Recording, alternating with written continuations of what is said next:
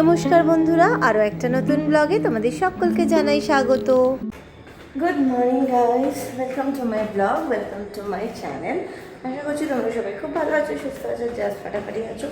আমি দেখতেই পাচ্ছ রেডি হয়ে গেছি, এখন বাজে 7:35। কেন রেডি হয়েছি সেটা তো তোমাদেরকে বলেইছিলাম কালকে, যে আমার কিছু ব্লাড টেস্ট আছে, একটা এক্সরে আছে, একটা ইসিজি আছে, তো সেগুলো করতে বেরোবো আর কি।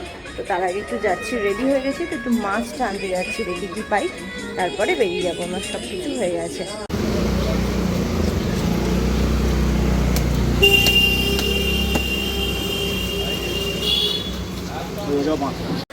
তো গাইস এখন বেরিয়ে গেছি আমরা, তো চলো এখন যাই। মোটামুটি একদম অন টাইম আছি, এখন বাজে পাক্কা 8:45। আমার যেতে মোটামুটি ধরো না 10-12 মিনিট তো লাগবেই পৌঁছতে। তো চলো যাওয়া যাক, কাজটা সেরে নিই। তো এখন আমি স্ক্যান ট্যান হয়ে গেছে, স্ক্যান এক্সরে সবই ডান হয়ে গেছে। এখন আমি এক্সরে প্লেট আর ইসিজির ওই জিনিসটা গ্রাফের ওটা নিয়ে নেব। এখন ট্যাক্সি ধরলাম, এখন আর ভালো লাগছে না, মানে হাতে এক্সরে করার সময় হাতে বেশ লেগেছে, মানে এমনভাবে পজিশনটা এমন করেছে, হাতটা এত ব্যথা করছে। তো যাই হোক, ইসিজি রিপোর্টটা ওকে, যেটা মোস্ট ইম্পর্টেন্ট সেটা ওকে আছে, কিন্তু ব্যাপারটা হচ্ছে মনে হচ্ছে কিছু হাড়ে কিছু ডিসলোকেশন কিছু একটা হয়েছে কোনোভাবে, আমার যত প্লেট দেখে মনে হচ্ছে। এরপর তো ডাক্তার যা দেখবে। তো এক্সরে রিপোর্টটা পাবো হচ্ছে আগামীকাল, আর বাকি ব্লাড রিপোর্টটা আজকে বিকেলেই পেয়ে যাবে। তো দেখা যাক কী হয়েছে, কী থেকে এতটা ব্যথা। সো গাইস এখন করবো লাঞ্চ। লাঞ্চ তো নিয়ে এসেছি, তো আমার কলিগ দিদি একটু বেরিয়েছে একটু খাবার আনতে, আমি বলেছি ওকে একটা আমার জন্য অমলেট আনতে। আকাশটা আবার এখন ঠিক হয়ে গেছে, মানে এখন আবার আর আকাশটা ঠিকঠাকই লাগছে। ওই এক ফোঁটা মানে চোখে দেখা যায় না সেরকম একটু বৃষ্টি হচ্ছে, এবার সেটাই এখন মুষলধারে কখন নামে, রোজ এই যাওয়ার সময়টা বৃষ্টি ভীষণ বিরক্তিকর। তো আকরাম দেখি, ধন্যবাদ। দেখি এটা ভেটকি ডগ, বাবা কাঁচি ফাঁচি দেবো নাকি গো?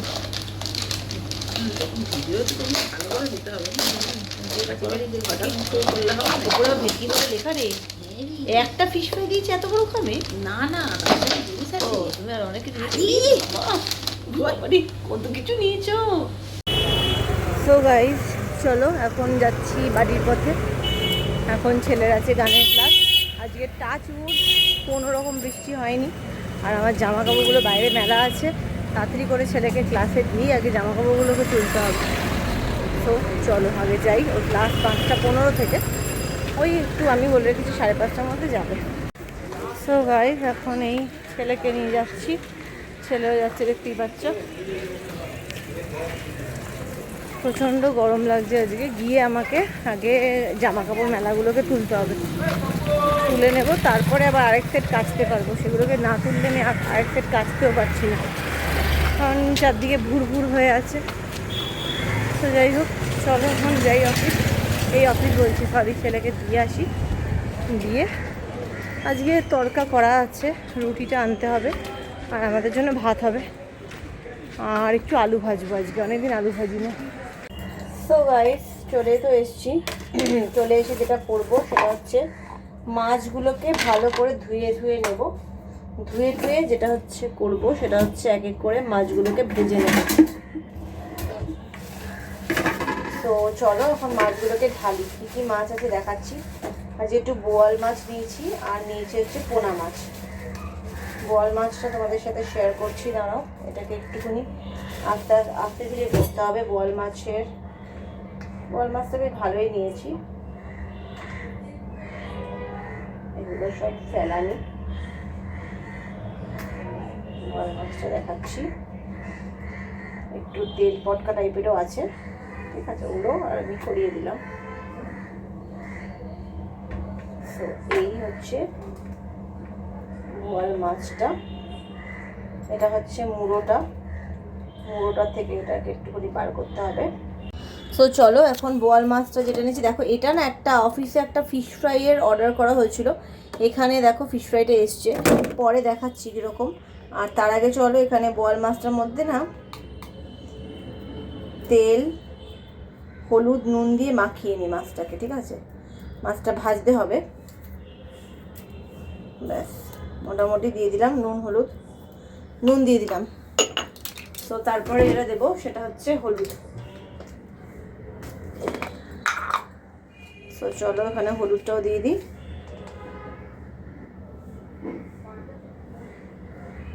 হলুদও দিয়ে দিলাম, ঠিক আছে? হলুদ দিয়ে দিলাম। তো তারপরে যেটা দেবো সেটা হচ্ছে তেলটা কিন্তু দিতে হবে, তা না হলে তো ওখানে আটকে যাবে। তাও যতটা মাছে তেল লাগে ততটা তো তেল লাগে না, আমি তো এয়ার ফ্রায়ারে ভাজবো। তো চলো তেল দিয়ে আগে ভালো করে মাছগুলোকে মাখিয়ে নিচ্ছি, ঠিক আছে? এই মাছটাকে মাখিয়ে ভেজে নেব। তারপরে এনেছি পোনা মাছ, সেটাও দেখিয়ে দেব, সেটাকেও ভেজে নেব, ঠিক আছে?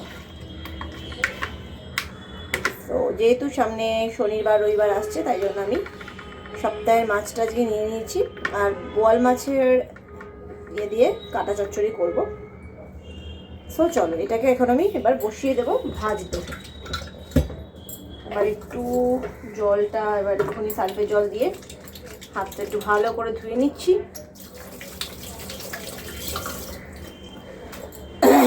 চলো এইবার কিন্তু ইন্ডাকশানটা রেডি করি।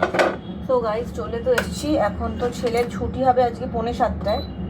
তো আমি এখন না ভাবছি একটু আলুটা ভেজে নিই। আলু ভাজবো রাতের জন্য, তড়কা আছে, আলু ভাজা তড়কা, আর রুটি হচ্ছে রাতে। রুটির জন্য হচ্ছে আর হচ্ছে ভাতের জন্য তো আছে, ভাতের জন্য ছেলের জন্য চিকেন আছে, আমার জন্য অল্প বিস্তর একটু মাছের টুকিটাকি জিনিসপত্র আছে। তো আলুটা আমি কেটে নিয়েছি, আলু আর পেঁয়াজ একসাথে ভাজবো আজকে। তো এখানে আলু কেটে জলে ভিজিয়ে রাখা ছিল, এবার এটাকে গরম করতে দিয়েছি। এবার আমি চলো একটু ভেজে নিয়ে এই মোটামুটি সর্ষের তেল দিয়ে দিলাম। আর মাছ তো একরকম মাছ ভাজা হয়ে গেছে, বোয়ালটা মাছ ভাজা হয়ে গেছে, পরে দেখাচ্ছি। আর হচ্ছে এখানে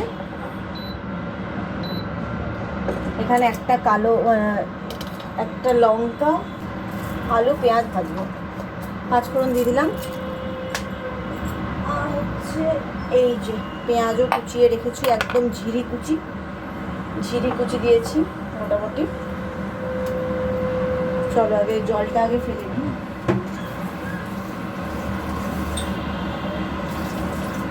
জলটা দিয়ে ধুয়ে আসছি, করো। তো এটা তো গরম হয়ে গেছে, তো চলো এখানে আমি আলুগুলোকে দিয়ে দিচ্ছি, ঠিক আছে? আলু দিয়ে দিলাম, আর অল্প কটা জুলিয়ান করে রাখা পেঁয়াজ দিয়ে দিচ্ছি। আলু পেঁয়াজই আজকে ভাজবো, প্রপার ভাজবো, বা না হলে একটু হয়তো মাখাও করতে পারি, যেহেতু রুটি দিয়ে খাবে তো একটুখানি মাখাও করতে পারি। তো চলো এখন এগুলো ভাজতে থাকি, ভাজাটা হয়ে গেলে ছেলেকে যাবো আনতে। হ্যাঁ, তো আলু ভেজে দিচ্ছি। কালকে একটুখানি খিচুড়ি করবো, আর একটু আলু চচ্চড়ি থাকবে। খিচুড়ি আর আলু চচ্চড়ি নিয়ে যাবে। খিচুড়ি বলতে ডালিয়ার খিচুড়ি করবো, সব সবজি দিয়ে, সয়াবিন দিয়ে। তো যাই হোক চলো, মোটামুটি এটাকে এখন একটু ঢেকে রাখবো। একটু নুনটা দেবো, নুন দেওয়ার জন্য চামচটা নিচ্ছি, নুন দিয়ে দিলাম। আর দেবো হচ্ছে অল্প একটু চিনি।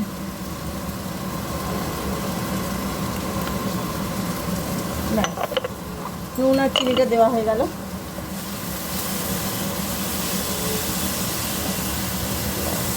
এইবার একদম আঁচটাকে কমিয়ে দিতে হবে, হাজারে করে দিলাম আঁচটা, আর করে একটু ঢাকা চাপা দিয়ে দিলাম।